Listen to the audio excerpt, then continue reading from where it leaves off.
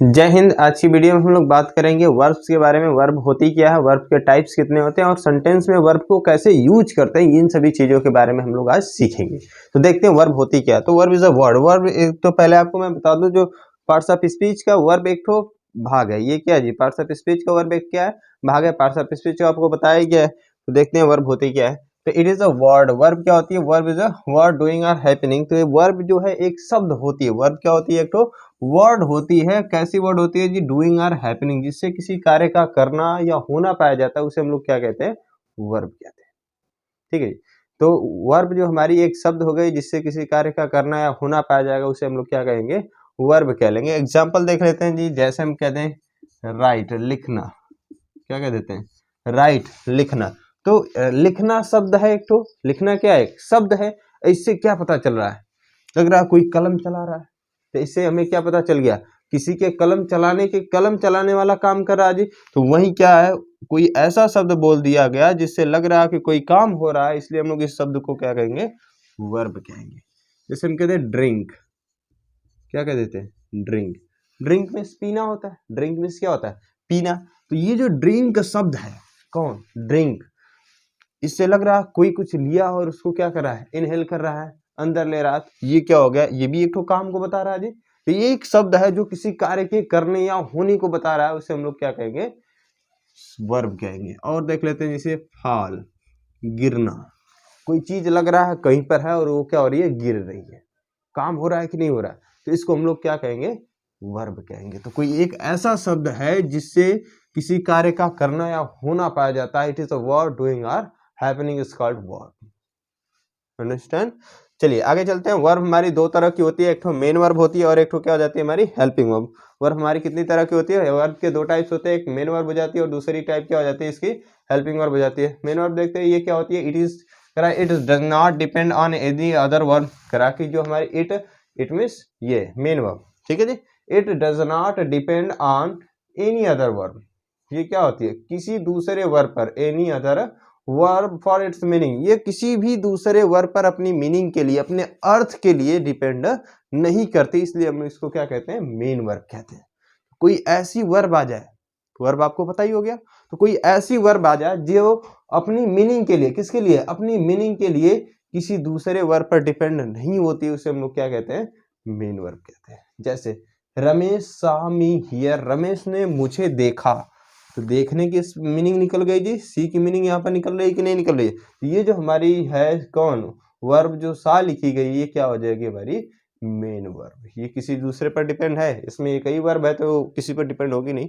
चलिए इसको देखते हैं जी। इस एग्जाम्पल करा, why are you not working, तुम काम क्यों नहीं कर रहे हो। तो ये क्यों नहीं कर रहे हो, तो काम करना कौन बता रहा है जी, हमारी वर्क बता रही है। वर्क ही से लग रहा है कोई काम करना है जी, तो ये हमारी क्या हो जाएगी, मेन वर्ब। ये अपनी मीनिंग के लिए किसी दूसरे वर्ब पर डिपेंड है नहीं है, ठीक है जी। तो ये हमारी क्या हो जाएगी, मेन वर्ब हो जाएगी। अब देखते हैं हेल्पिंग वर्ब क्या होती है। तो हेल्पिंग वर्ब क्या होती है जी, तो हेल्पिंग वर्ब देख लो, it is depends on other verb. ये क्या करती है जी, दूसरी वर्ब पर डिपेंड रहती है, क्या लिए, अपने मीनिंग के लिए। जो हेल्पिंग वर्ब होती है, हेल्पिंग वर्ब की खुद की अपनी मीनिंग नहीं होती है, ये अपनी मीनिंग के लिए दूसरी वर्ब पर, अदर वर्ब पर क्या करती है, डिपेंड करती हैं। किसके लिए, अपनी मीनिंग के लिए। और क्या करती हैं जी, हेल्प करती हैं मेन वर्ब की। कहाँ हेल्प करती हैं जी, formation of the sentence. Sentence के फॉर्मेशन में क्या करती है, मेन वर्ब की ये हेल्प करती है। कौन, हेल्पिंग वर्ब, नाम ही इसका हेल्पिंग वर्ब है जी। तो ये हेल्पिंग वर्ब क्या हो जाएगी, it depend on other verb for its meaning. ये दूसरे वर्ब पर अपनी मीनिंग के लिए डिपेंड रहती है और क्या करती है, हेल्प करती है किसकी, मेन वर्ब की। कहाँ हेल्प करती है, फॉर्मेशन ऑफ सेंटेंस, जब आप सेंटेंस बनाते हैं। ठीक है जी। आई होप आपको ये सब चीजें समझ में आ गई होगी। अब हम लोग पढ़ते हैं मेन वर्ब के टाइप्स के बारे में। मेन वर्ब्स के टाइप्स होते क्या है। तो मेन वर्ब आपको बता ही दिया गया। मेन वर्ब क्या होती है, कोई ऐसी वर्ब जो अपनी मीनिंग के लिए किसी दूसरे वर्ब पर डिपेंड नहीं करती, उसे हम लोग क्या कहते हैं, मेन वर्ब कहते हैं। मेन वर्ब के टाइप्स के बारे में हम लोग देखते हैं। तो मेन वर्ब्स के टाइप्स कितने होते हैं, तो मेन वर्ब मेनली दो प्रकार की होती है। कितने प्रकार की, दो प्रकार की। एक तो डायनेमिक या एक्शन वर्ब होती है, एक तो क्या हो जाती है, हमारी स्टैटिक वर्ब। तो एक प्रकार हो जाता है इसका डायनेमिक या एक्शन वर्ब, और दूसरा इसका प्रकार क्या हो जाता है, स्टैटिक वर्ब। तो डायनेमिक वर्ब क्या होती है, इसको देख लेते हैं। It shows action. तो कोई ऐसी वर्ब जो सिर्फ एक्शन को दिखाती है। एक्शन मीन्स वर्क, तो कोई ऐसी वर्ब हो जो सिर्फ काम को दिखाए, ओनली एक्शन को शो करे, उसे हम लोग क्या कहते हैं, डायनेमिक वर्ब या एक्शन वर्ब कहते हैं। जैसे राइट लिखना, कोई काम को बता रहा है। ड्रिंक पीना, ये भी काम को दिखा रहा है। बाइट दांत से काटना, ये भी एक तो काम ही है। चलिए, कोई ऐसी वर्ब जो क्या दिखाती है, सिर्फ एक्शन को डिनोट करती है, सिर्फ एक्शन को शो करती है, उसे हम लोग क्या कहते हैं, डायनेमिक या एक्शन वर्ब। अब ये डायनेमिक या एक्शन वर्ब कितने प्रकार की होती है, तो डायनेमिक या एक्शन वर्ब भी दो प्रकार की हो जाती है, एक तो ट्रांजिटिव वर्ब और एक तो क्या हो जाती है हमारी इंट्रांजिटिव वर्ब। तो कोई ऐसी वर्ब जिसके बाद क्या आ जाए, कोई ऐसी मेन वर्ब जिसके बाद ऑब्जेक्ट दिया जाता है, प्लस ऑब्जेक्ट का मतलब क्या है, उसके बाद ऑब्जेक्ट दिया जाएगा तो उसको हम लोग कहेंगे ट्रांजिटिव वर्ब, और अगर उसके बाद ऑब्जेक्ट नहीं दिया जाएगा तो उसको हम लोग क्या कहेंगे, इंट्रांजिटिव वर्ब। तो कोई ऐसी मेन वर्ब जिसके बाद ऑब्जेक्ट आता है ट्रांजिटिव वर्ब कहलाती है, जिसके बाद मेन वर्ब नहीं आता है, एब्सेंट हो जाता है उस सेंटेंस में, अगर मेन वर्ब के बाद ऑब्जेक्ट उसका नहीं दिया है तो उसे हम लोग क्या कहेंगे, इंट्रांजिटिव वर्ब कहेंगे। समझ गए। तो अब हम लोग देख लेते हैं इसके दूसरे प्रकार स्टेटिव वर्ब को। ये क्या दिखाएगा, जो इसका नाम है स्टेटिव वर्ब है, तो कोई ऐसी वर्ब जो किसको दिखाती है, स्टेट को दिखाती है, उसे हम लोग क्या कहेंगे, स्टेटिव वर्ब कहेंगे। जैसे क्या हो जाएगा, टू बी हो गया, टू हैव हो गया, ये सब क्या है जी, स्टेटिव वर्ब है कि नहीं है, ये सब स्टेट दिखाते हैं। एग्जाम्पल देख सकते हैं, जिसे कह रहा है आई एम अ टीचर, मैं एक अध्यापक हूँ, मैं क्या हूँ, एक अध्यापक हूँ। तो ये मेरी अवस्था दिखा रहा है, क्या दिखा रहा है, जो आई है, आई का अवस्था इस समय कौन सी, टीचर वाली अवस्था है। तो स्टेट को बताने वाली जो वर्ब होती है, कौन बता रही है, एम बता रही है जी, तो एम को हम लोग क्या कहेंगे, स्टेटिव वर्ब। तो कोई ऐसी वर्ब जो किसी की स्टेट को बताती है, उसे हम लोग क्या कहते हैं, stative verb. He was a doctor, वह एक डॉक्टर था, अब उसका स्टेट बदल गया लेकिन वह डॉक्टर था। तो यहाँ पर ये वाज जो है, वाज भी क्या दिखा रही है, ही की स्टेट दिखा रही है, तो ये भी क्या कहलाएगी, हमारी स्टेटिव वर्ब। चलिए, अब हम लोग देखते हैं इस वर्ब के दूसरे टाइप्स हेल्पिंग वर्ब के बारे में। हेल्पिंग वर्ब होती क्या है, तो हेल्पिंग वर्ब के बारे में बता ही दिया गया कि ये क्या करती है, अपनी मीनिंग के लिए दूसरे वर्ब पर डिपेंड रहती है, और सेंटेंस के फॉर्मेशन में ये क्या करती है, मेन वर्ब की हेल्प करती है। अब हम लोग देखते हैं हेल्पिंग वर्ब कितने प्रकार की होती है। तो जो हेल्पिंग वर्ब होती है वो मेन रूप से दो तरह की होती है, एक तो मॉडल वर्ब होती है और एक तो क्या हो जाती है, हमारी प्राइमरी वर्ब। मॉडल वर्ब क्या होती है जी, अब मॉडल वर्ब क्या होती है, तो it is pure helping verb. जो मॉडल वर्ब होती है ये क्या होती है, एकदम प्योर हेल्पिंग वर्ब होती है, इसमें कोई मिलावट नहीं होती है, अर्थात ये सिर्फ केवल और केवल किसका काम करेगी, हेल्प करने वाला काम करेगी, और कोई काम नहीं करेगी, सिर्फ हेल्पिंग वर्ब का काम करेगी और कोई दूसरी काम नहीं करेगी। तो कोई ऐसी वर्ब जो केवल हेल्पिंग वर्ब का काम करती है उसे हम लोग क्या कहते हैं, मॉडल वर्ब कहते हैं। ये क्या होती है, pure helping verb, it is pure helping verb, pure helping verb. ठीक है जी। अब अगर कहीं पर भी ये जो मॉडल वर्ब है, अब इसका एग्जांपल देख सकते हैं, will, shall, may, can, would, should, might, to, could, जहां पर भी सेंटेंस में आएंगे ये हमेशा का हमेशा केवल हेल्प करने वाला काम करेंगे, अर्थात हेल्पिंग वर्ब बनेंगे और कुछ भी नहीं बनेंगे। अब एक बात और है, इनके बाद इस मॉडल वर्ब के बाद जब सेंटेंस में मेन वर्ब लिखी जाती है तो मेन वर्ब का बेस फॉर्म लिखा जाता है। मेन वर्ब का कौन सा फॉर्म लिखा जाता है, बेस फॉर्म लिखा जाता है। मैं आपको बता दूं, जो मेन वर्ब होती है, मेन वर्ब के 5 गो रूप पाए जाते हैं। 5 गो क्या होता है, उसके रूप होते हैं। मेन वर्ब के कितने फॉर्म होते हैं, 5 फॉर्म होते हैं। उन 5 फॉर्मों को मैं बता देता हूँ यहीं पे। तो जो पहला फॉर्म होता है उसको हम लोग कहते हैं मेन वर्ब का बेस फॉर्म। ये क्या होता है, मेन वर्ब का बेस फॉर्म। बेस फॉर्म का मतलब समझते हैं जी, बेस का मतलब होता है मूल रूप। कोई मेन वर्ब जब मेन वर्ब बनी होती है, ठीक है जी, मेन वर्ब का जो मूल रूप होता है, एकदम जो फॉर्म बेस फॉर्म होता है, उसी को हम लोग क्या कहते हैं, उसका मेन वर्ब का बेस फॉर्म। इसके बाद आ जाता है फर्स्ट फॉर्म। मेन वर्ब का क्या आ जाता है, फर्स्ट फॉर्म। तो ये भी एक तो क्या होता है, जो मेन वर्ब होती है ये क्या हो गया, जैसे एग्जाम्पल यहीं पे लिख लेते हैं, जैसे हम लोग गो लिख लिए, तो गो क्या है जी, ये बेस फॉर्म हो गया, इसका मूल रूप हो गया। जब भी ये बन के आएगी गो, तो ऐसे ही बन के आएगी जी, तो ये इसका क्या हो जाता है, मूल रूप हो जाता है। जैसे कोई कंपनी में कोई सामान बन के आती है तो जो मूल रूप उसका आता है वही उसका क्या कहलाता है, बेस फॉर्म। फिर उसमें कुछ मॉडिफिकेशन करके क्या होता है, बाजार में लाया जाता है उसको अट्रैक्टिव बनाने के लिए। तो वैसे ही ये क्या है जी, गो। अब ये ओरिजिनल फॉर्म है, तो ओरिजिनल फॉर्म क्या कहलाएगी, इसकी बेस फॉर्म। अब इसकी जो फर्स्ट फॉर्म होती है, एक तो जो ओरिजिनल फॉर्म होती है वो, और इसी में हम लोग क्या जोड़ देते हैं, यस या ईएस जोड़ के बनाते हैं वो। ये दोनों जो फॉर्म होती है, ये एक तो ओरिजिनल फॉर्म और एक तो जिसमें यस या ईएस जोड़ के बनाते हैं, ये इन दोनों को हम लोग क्या कहते हैं, मेन वर्ब की फर्स्ट फॉर्म। ये हमारी जो होती है ओरिजिनल फॉर्म जैसी जो दिखती है, इसको हम लोग कहते हैं प्लूरल होती है ये, और जिसमें यस या ईएस जोड़ते हैं ये क्या हो जाती है, हमारी सिंगुलर हो जाती है। फिर इसके बाद आ जाती है मेन वर्ब की सेकेंड फॉर्म।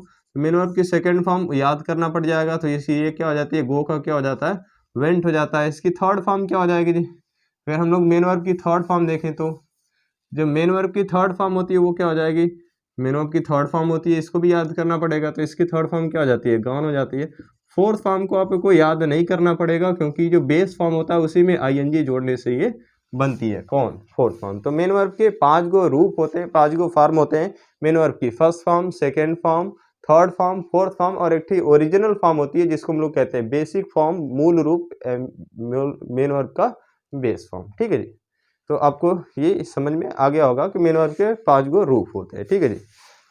वैसे ही देखिए जी, जब भी सेंटेंस में मॉडल वर्ब लिखी जाएगी, क्या लिखी जाएगी? मॉडल वर्ब लिखी जाएगी, तो उसके बाद मेन वर्ब का कौन सा फॉर्म यूज करेंगे? हमेशा का हमेशा बेस फॉर्म ही लिखा जाता है। किसके बाद? इस मॉडल वर्ब के बाद मेन वर्ब किस फॉर्म में आएगी सेंटेंस में? हमेशा बेस फॉर्म में आएगी। अब इसका दूसरा प्रकार देख लेते हैं हम लोग, प्राइमरी वर्ब। प्राइमरी, इसका नाम क्या है जी? प्राइमरी। तो आप सभी लोग गांव के टीचरों को जानते हैं, जो सरकारी स्कूल के जो प्राइमरी वाले टीचर है वो क्या होते हैं? मल्टी टैलेंटेड होते हैं कि नहीं है? मल्टी टैलेंटेड होते हैं। जाएंगे कहीं पर भी, अपना जॉब तो करवा करते हैं, जाएंगे स्कूल में, कुर्सी लेके बैठ जाते हैं आराम से, पढ़ाएंगे एक को अक्षर नहीं, 5 मिनट चले आएंगे घरे, भैंस गोरू लगा के चले जाएंगे, 10 मिनट बाद पानी भरा के चले जाएंगे। तो मल्टी टैलेंटेड होते हैं, पढ़ाने के अलावा और 10-20 गो काम कर लेते हैं। वही क्या होते हैं? प्राइमरी के टीचर कहलाते हैं। वैसे ही ये क्या होती है? प्राइमरी वर्ब है, तो इसके नाम में भी प्राइमरी है, मतलब बदनामी पक्का। समझ गए कि नहीं? चलो, तो इस प्राइमरी वर्ब क्या होती है? कोई ऐसी वर्ब जो क्या करती है? वर्क्स, काम करती है। कैसे काम करती है जी? As helping verb and main verb. कोई ऐसी वर्ब जो हेल्पिंग वर्ब और मेन वर्ब दोनों का काम करती है, बोथ। ठीक है जी। कोई ऐसी वर्ब जो हेल्पिंग वर्ब और मेन वर्ब दोनों का काम कर लेती है, उसे हम लोग क्या कहते हैं? प्राइमरी वर्ब कहते हैं। एग्जाम्पल में ये प्राइमरी वर्ब मेन रूप से बस तीन ही होती है और इसके अलावा नहीं होती है। एक तो बी डू वर्ब होती है, एक तो बी वर्ब होती है और एक तो क्या होती है? हमारी हैव वर्ब होती है। यही 3 गो इसके क्या जी? प्राइमरी वर्ब है।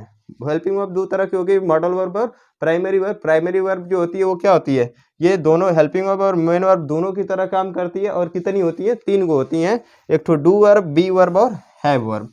तो डू वर्ब का जो ये सब क्या है? बेस फॉर्म में लिखे गए। अपने किस फॉर्म में लिखे गए? बेस फॉर्म में। अगर ये जो हमारे क्या है जी, अगर डू, बी और हैव दोनों का काम करेंगे, हेल्पिंग वर्ब का भैया, मेन वर्ब का। अगर ये सब किसका काम करते हैं? मेन वर्ब का काम करते हैं।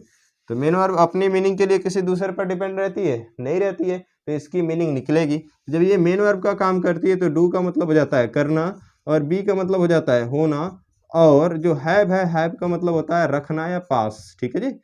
तो ये इनकी मीनिंग निकल जाती है जब ये मेन वर्ब का काम करती हैं। तो अगर ये हेल्पिंग वर्ब का काम करेंगी तो इसकी मीनिंग निकलेगी? नहीं निकलेगा, क्योंकि हेल्पिंग वर्ब तो अपनी मीनिंग के लिए दूसरे वर्ब पे डिपेंड करती है, तो इसकी मीनिंग भी नहीं निकलेगी। तो इसके हम लोग फर्स्ट फॉर्म देख लेते हैं जी। तो डू का जो फर्स्ट फॉर्म होता है वो क्या हो जाता है? डू या डस। सेकंड फॉर्म क्या हो जाएगा जी इसका? डिड। थर्ड फॉर्म क्या हो जाएगा? डन हो जाता है। और फोर्थ फॉर्म क्या हो जाता है इसका? डूइंग हो जाता है। तो ये एमबी का फोर्थ फॉर्म हो गया, थर्ड फॉर्म हो गया, और ये क्या हो जाएगा हमारा? एमबी का सेकंड फॉर्म। ये हो जाता है हमारा फर्स्ट फॉर्म, ये बेस फॉर्म लिखा ही गया है। बी का फर्स्ट फॉर्म देखते हैं जी। तो बी का फर्स्ट फॉर्म हो जाता है इज, एम और आर। सेकेंड फॉर्म क्या हो जाएगा इसका? वाज या वर। थर्ड फॉर्म क्या हो जाएगा इसका? बीन। और फोर्थ फॉर्म में हम लोग आईएनजी जोड़ देते हैं तो क्या हो जाएगा? बीइंग। हैव का देख लेते हैं। तो हैव का फर्स्ट फॉर्म क्या हो जाएगा? हैज या हैव। सेकंड फॉर्म क्या हो जाएगा इसका? हैड। और थर्ड फॉर्म भी इसका क्या होता है? हैड होता है। और फोर्थ फॉर्म आपको पता ही हो गया होगा, बेस फॉर्म में आईएनजी जोड़ने से बनता है। बेस फॉर्म में क्या जोड़ने से बनता है? आईएनजी। तो हैविंग हो जाएगा। क्या हो जाएगा? हैविंग। तो आई होप आपको समझ में आ गया होगा कि वर्ब क्या होती है। तो verb is a word doing or happening. और वर्ब कितने प्रकार की होती है? 2 प्रकार की होती है। एक तो मेन वर्ब और दूसरी प्रकार क्या हो जाती है? Helping verb. मेन वर्ब क्या होती है जी? ये अपनी मीनिंग के लिए किसी दूसरे वर्ब पर डिपेंड नहीं रहती है। किसी दूसरे वर्ब पर डिपेंड रहती है नहीं। ये भी जो मेन वर्ब होती है वो 2 तरह की होती है, एक्शन वर्ब और स्टेटिव वर्ब। एक्शन वर्ब क्या होती है? एक्शन को डिनोट करती है। स्टेटिव वर्ब स्टेट को डिनोट करती है। एक्शन वर्ब के भी 2 टाइप पढ़े हम लोग, क्या? ट्रांजिटिव और इनट्रांजिटिव पढ़ लिए। ट्रांजिटिव वर्ब क्या होती है? जिसके बाद ऑब्जेक्ट आता है। अगर कोनो मेन वर्ब है उसके बाद ऑब्जेक्ट दिया है तो ट्रांजिटिव, नहीं दिया है तो इनट्रांजिटिव कहलाएगा। अब हेल्पिंग वर्ब पे आ जाते हैं। तो हेल्पिंग वर्ब क्या होती है? ये सेंटेंस के फॉर्मेशन में मेन वर्ब की हेल्प करती है और अपनी मीनिंग के लिए दूसरे वर्ब पे डिपेंड करती है। हेल्पिंग वर्ब की खुद की मीनिंग नहीं होती, लेकिन जबकि मेन वर्ब की खुद की मीनिंग होती है। हमारी जो हेल्पिंग वर्ब होती है 2 तरह की होती है, मॉडल वर्ब और प्राइमरी वर्ब। मॉडल वर्ब जो होती है वो क्या होती है जी? ये प्योर हेल्पिंग वर्ब होती है। और जो मॉडल वर्ब होती है इनके example will, shall, may, might आप देख ही सकते हैं। मॉडल वर्ब जब भी सेंटेंस में आएगी तो इसके बाद मेन वर्ब का क्या लिखा जाता है, बेस फॉर्म लिखा जाता है। आपको बहुत ही ज़्यादा हेल्प करेगी। मॉडल वर्ब के बाद मेन वर्ब किस फॉर्म में लिखी जाती है, बेस फॉर्म में, याद रखना, बहुत ज़्यादा आपको मदद करेगी। आ जाते हैं इसके दूसरे टाइप प्राइमरी वर्ब पर। तो प्राइमरी वर्ब ये क्या करती है, हेल्पिंग वर्ब और मेन वर्ब दोनों का काम करती है। ये गिनू चिनू 3 को होती है, डू, बी और हैव। जब ये मेन वर्ब का काम करती है तो इनकी मीनिंग निकलती है, क्योंकि मेन वर्ब अपनी मीनिंग के लिए दूसरे पर डिपेंड नहीं रहती है। और हेल्पिंग वर्ब का जब ये तीनों काम करती हैं तो इनकी कोनो मीनिंग नहीं होती है। जब ये मेन वर्ब का काम करती है तो इनके 5 को फॉर्म भी तो पाए जाएंगे, क्योंकि मेन वर्ब के कितने form, 5 form, base form, first form, second, third और फोर्थ फॉर्म, 5 को फॉर्म होते हैं, तो इनके भी 5 फॉर्म पाए जाएंगे। तो बेस फॉर्म यहाँ पर लिखा ही गया, डू, बी और हैव। फर्स्ट फॉर्म क्या होते हैं, डू या डज, सेकंड फॉर्म डिड हो जाएगा, और क्या हो जाएगा, थर्ड फॉर्म डन, और फोर्थ फॉर्म क्या हो जाता है, डूइंग। और बी का क्या हो जाएगा, is, am, are, was, were और बीन और बीइंग। तो ये हो गया first form is, am, are, second form was या वर हो जाएगा, WERE होता है, और थर्ड फॉर्म क्या हो जाएगा, बीन, और फोर्थ फॉर्म क्या हो जाता है इसका, बीइंग हो जाता है। तो हम लोग देखते हैं हैव वर्ब को। तो हैव वर्ब का जो फर्स्ट फॉर्म होता है वो हैज या हैव हो जाएगा, सेकंड फॉर्म हैड हो जाता है, थर्ड फॉर्म भी इसका हैड ही होता है, और फोर्थ फॉर्म क्या हो जाता है, हैविंग हो जाता है। हैव का मतलब क्या हो गया, रखना। तो आई होप आपको समझ में आ गया होगा वर्ब होती क्या है, वर्ब्स के टाइप्स कितने होते हैं, और वर्ब के जो टाइप्स होते हैं उसमें मेन वर्ब, हेल्पिंग वर्ब क्या होती है, मॉडल वर्ब क्या होती है, और वो मॉडल वर्ब के बाद किस फॉर्म का यूज करते हैं। इसको देखो बार बार मैं प्रेशराइज करके कह रहा हूँ, तो आप इसको बहुत ज़्यादा ध्यान से पढ़िएगा। तो मॉडल वर्ब के बाद मेन वर्ब बेस फॉर्म में आती है, आप इसको याद रखेंगे। ठीक है जी। तो आई होप आपको सब कुछ, सारी बातें आपको समझ में आ गई होगी। अब मिलेंगे नेक्स्ट क्लास में, तब तक के लिए जय हिंद।